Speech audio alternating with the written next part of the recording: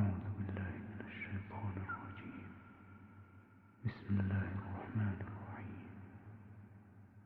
يا أيها الذين آمنوا كتب عليكم الصيام كما كتب على الذين من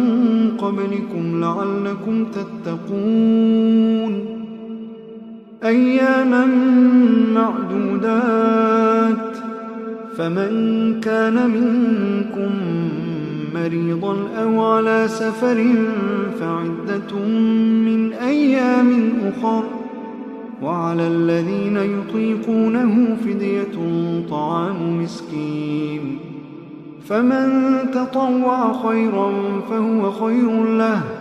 وأن تصوموا خير لكم إن كنتم تعلمون وأن تصوموا خير لكم إن كنتم تعلمون شهر رمضان الذي أنزل فيه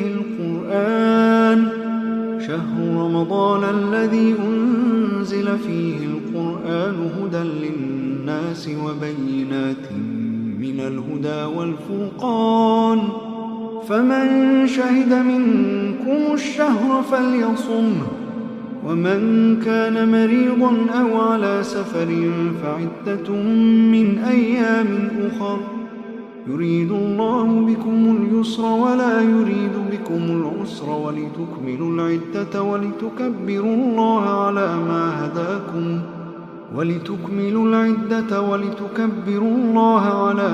هداكم ولعلكم تشكرون